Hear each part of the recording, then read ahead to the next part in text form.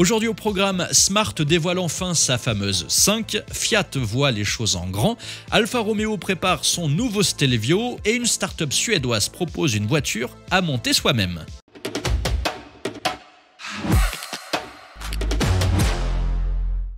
Avant de commencer cette vidéo, vous vous êtes déjà demandé quel était le passé de votre voiture, ou bien peut-être que vous êtes à la recherche d'une voiture d'occasion et que vous voulez éviter les mauvaises surprises. Eh bien c'est là que Car Vertical entre en jeu. Avec Car Vertical, vous pouvez découvrir tout ce que le vendeur pourrait oublier de vous dire. Grâce à leur base de données internationale, vous obtenez un rapport complet sur l'historique d'un véhicule, kilométrage réel, accident passé, mise en circulation douteuse. Tout est vérifiable en un seul clic. Prenons par exemple cette Peugeot 508. À première vue sur ces photos d'avril 2022, elle semble impeccable. Mais surprise, Car Vertical nous révèle qu'un an plus tôt, elle a eu la mauvaise idée de rencontrer quelque chose qui l'a légèrement amoché. Car Vertical a accès aux bases de données internationales de la police, des assurances et plein d'autres sources officielles pour vous fournir un rapport complet sur l'historique d'un véhicule. Kilométrage réel, accident passé, mise en circulation un peu douteuse, tout est vérifiable en un seul clic. En bref, ce genre de découverte peut vous éviter bien des galères et des frais imprévus sur des réparations cachées. Et en ce moment, utilisez mon code promo pour bénéficier de 20% de remise sur votre rapport Car Vertical et évitez ainsi de vous faire arnaquer. Le lien est juste sous la vidéo, dans la description ou en premier commentaire épinglé. Eh bien, il était temps, après des mois passés à se cacher sous du camouflage, la Smart 5 montre enfin son vrai visage. Voici donc un SUV massif, 5 places, une plateforme 800 volts, une recharge ultra rapide avec un prix d'entrée fixé à 46 600 €. On retrouve donc une Smart qui a abusé des protéines, un design costaud, une carrure qui impose le respect avec la grâce d'un parpaing et une face avant qui ressemble à un cyborg essayant de sourire. Et pour ajouter un côté aventurier, Smart propose une galerie de toit et une tente pour dormir dessus. À bord, c'est un festival d'écrans, 2 dalles AMOLED de 13 pouces, plus une instrumentation numérique. Cerise sur le capot, on retrouve également un assistant vocal animé par un avatar en forme de lion, parce que, eh bien pourquoi pas. Côté moteur, même la version Sage, la Pro, embarque 340 chevaux et expédie le 0 à 100 en moins de 7 secondes. La Pro Plus et la Premium passent à 363 chevaux. Et si vous avez besoin d'encore plus de puissance pour faire vos courses, la Pulse envoie 587 chevaux aux 4 roues.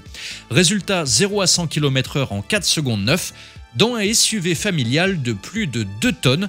Parce que oui, même dans sa version la plus légère, la Smart 5 pèse déjà 2 tonnes 2.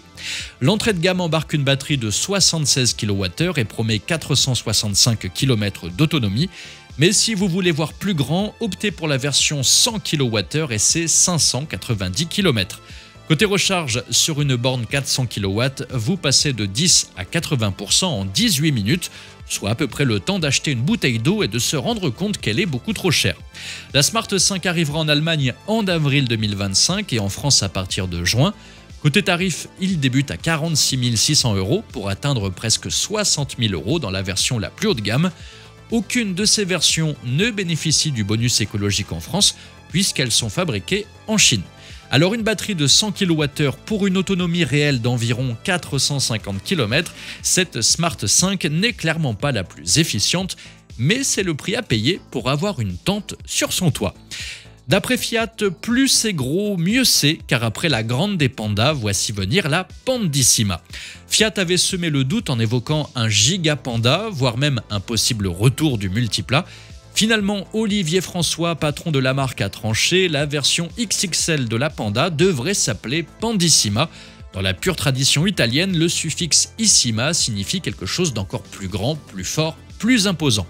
Ne vous attendez pas à une révolution, cela dit, le Pandissima sera un SUV 7 places, cousin technique des Citroën C3 Aircross et Opel Frontera, reposant sur la même plateforme. Ses dimensions devraient tourner autour de 4,40 m de long avec des motorisations hybrides, électriques et peut-être encore du thermique pour certains marchés. En gros, du classique mais avec un design plus inspiré de la grande des pandas. Son argument de choc évidemment, le prix. Fiat veut clairement aller concurrencer Dacia sur son propre terrain avec des tarifs accessibles. Si le modèle reste fidèle aux valeurs de la Panda, simplicité, robustesse et prix tout doux, il pourrait séduire un large public. Autre révélation intéressante, Fiat ne s'arrêterait pas là et travaillerait également sur un petit pick-up destiné à l'Europe. L'idée serait d'échapper aux lourdes taxations qui plombent ce segment tout en proposant une alternative abordable. Alors cette Pandissima fera-t-elle oublier le bon vieux multiplat? Peut-être pas. Je milite d'ailleurs personnellement pour son retour. 2 rangées de 3 places, un coffre de 430 litres, le tout dans moins de 4 mètres avec le physique d'une vieille star ayant abusé du Botox, ça nous changerait un peu le paysage automobile actuel.